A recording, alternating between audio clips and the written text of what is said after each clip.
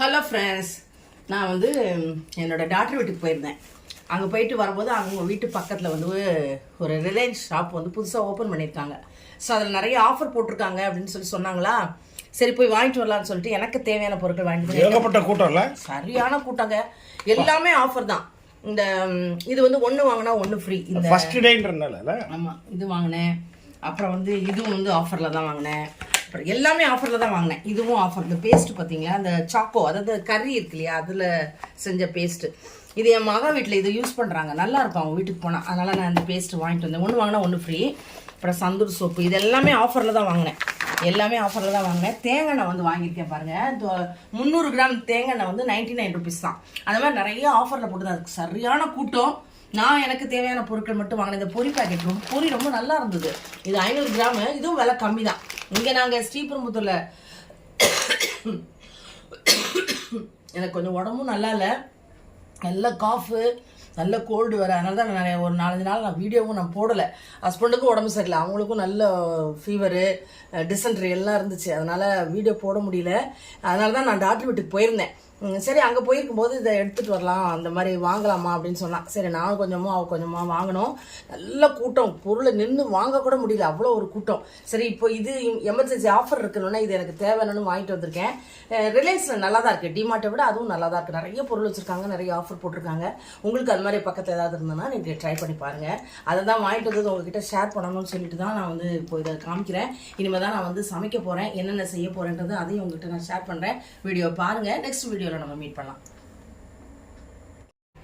நான் இன்னைக்கு என்ன ரெசிபி செய்ய போறேன்னா, பீர்க்கங்காய் கூட்டு தாங்க பண்ண போறேன். அது வந்து சப்பாத்தி பண்ண போறேன். சப்பாத்திக்கும் சாதத்துக்கும் சேர்த்த மாதிரி பீர்க்கங்காய் கூட்டு. அதுக்கு தேவையான வெங்காயம், தக்காளி எல்லாம் எடுத்து வச்சிருக்கேன். ரசம் தான் வைக்க போறேன். இது நம்ம வீட்டில் வந்து காய்ச்ச பாவக்காய். இதை வந்து இன்னைக்கு கிரேவி மாதிரி பண்ணலாம் அப்படின்னு எடுத்து வச்சிருக்கேன்.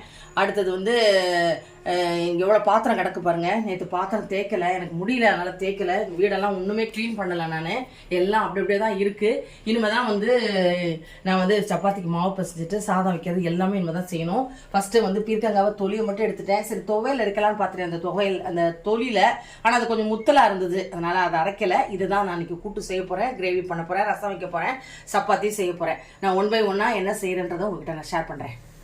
நான் இன்றைக்கி வந்து சப்பாத்தி போட போகிறேன். அதுக்காக என்கிட்ட வந்து சப்பாத்தி கட்டை இல்லை. நான் எப்போதும் சும்மா அந்த கவுண்டர் டாப்பில் தான் நல்லா க்ளீன் பண்ணிவிட்டு அதை தான் போட்டுட்டு இருந்தேன்.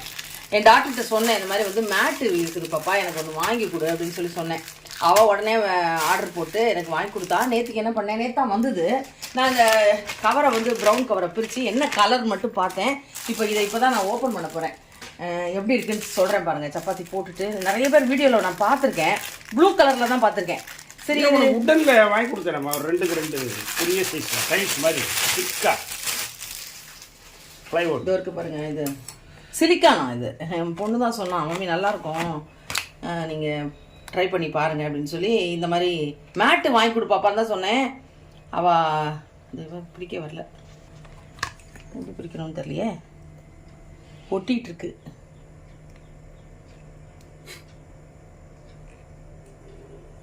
எப்படி பிரிக்கணுமா? ஐயோ, எப்படி பிரிக்கணும் பாருங்க, பிரிச்சுட்டேன். இது வந்து இப்படி நீல வாக்கத்தில் ஒட்டி வச்சுருக்காங்க, அதனால் அதை பிரித்து எடுத்துட்டேன்.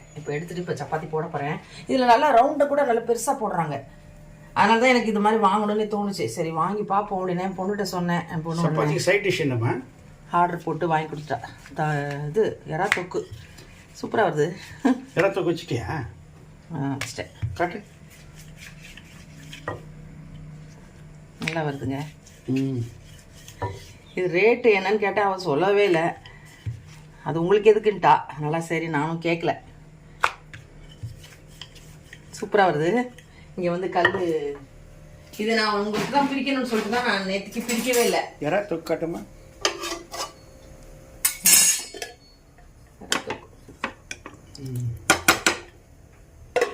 இண்டக்ஷன்லேயே வச்சுட்டேன். நல்லா விரிச்சு விட வருது, சூப்பராக.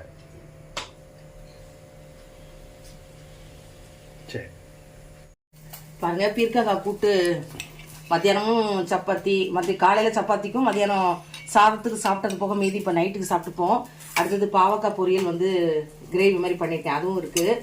ஏன்னா வீடியோ வந்து அப்போது செய்யறதை காமிக்கல, ஏன்னா எல்லாருக்கும் தெரியும் பீர்க்கங்காய் பொரியல் எப்படி பண்ணணும்னு. அதனால தான் நான் வந்து அது ரெசிபி எடுக்கலை.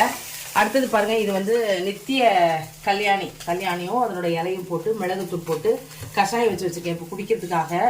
அடுத்தது இது வந்து வேப்பலை, துளசி, அப்புறம் கற்பூரவல்லி, கருஞ்சீரகம், சுக்கு, மஞ்சத்தூள் எல்லாம் போட்டு இது வந்து சளிக்காக இருமலுக்கு இது போட்டு வச்சுருக்கேன்.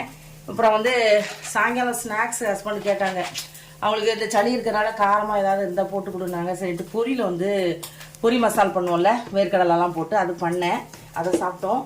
இப்போ நைட்டுக்கு வந்து சாதம் தான் சாப்பிட போகிறோம். ஏன்னா டிஃபன் சாப்பிட்றதுக்கு ஒன்றும் சூட்டபுளாக இல்லை.